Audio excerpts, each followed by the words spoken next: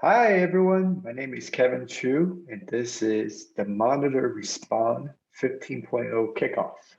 So what are our goals for this milestone?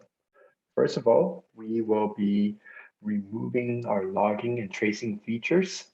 These are previously deprecated capabilities that we plan to replace within OpsTrace. We will complete some cleanup uh, with regards to GitLab managed Prometheus and their associated alerting functionality. And kind of shifting gears and moving to feature development, we've been a little bit delayed in shipping the MVC for incident timeline. So we hope to finally ship that capability in 15.0. We're really excited about this capability as a single source of truth for any given instance. And in terms of stretch goals, beyond the MVC, we hope to work on some more capability with incident timelines. And we also hope to add a links widget to instance. So let me walk you through what we're thinking for incident timelines real quick.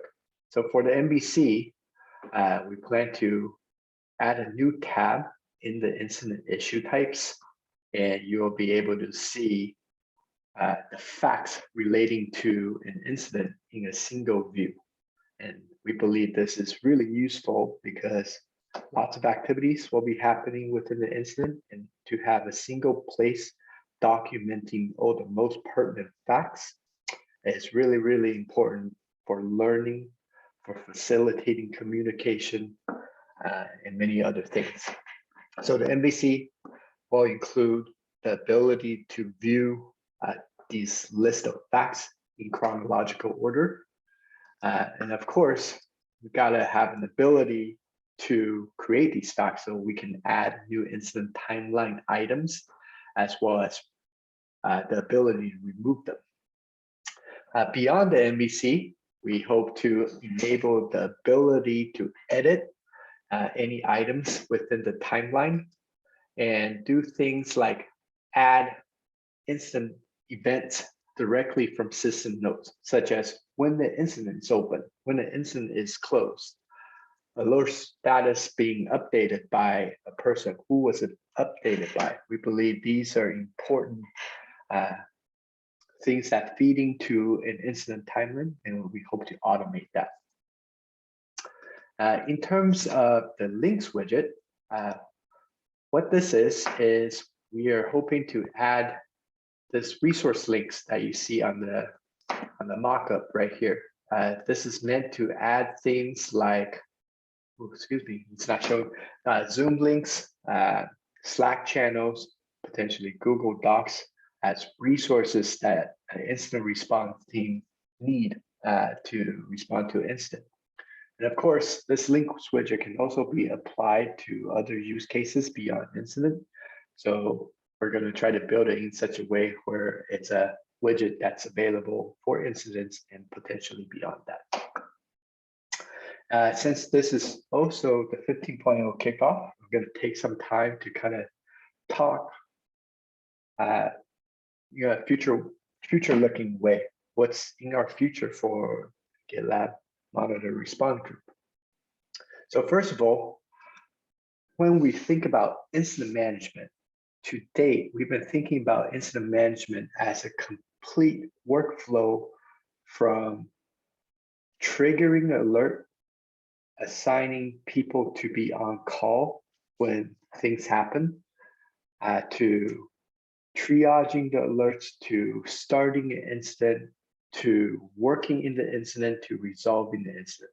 This is a pretty comprehensive and large workflow. And certainly having a single tool that can do all of those things is really, really useful for potential users. What we've learned and where we are currently in terms of both product development and what we're doing in GitLab is we realize that after alert has been triggered, after incident responders have been paged, there's this whole series of steps that takes place in order to resolve the incident. We can call that process incident response. And at GitLab, we're trying to improve that internally so we get more efficient in terms of responding to incidents. This is also a product opportunity that we have currently. So over the next few milestones, we really kind of hope to double click into incident response. We've mapped out the stages that any incident response process goes through, starting with preparation. This kind of exists outside of the when the incident happens. This is about having your process documented and getting all the responders ready to trained and ready to go. When an incident actually happens, first you identify where that incident comes from. Was it an alert that triggered it? Was it someone reporting it? After that, you assess the impact. Is it to all your customers? What priority is it? What severity is it? After that, you start investigating.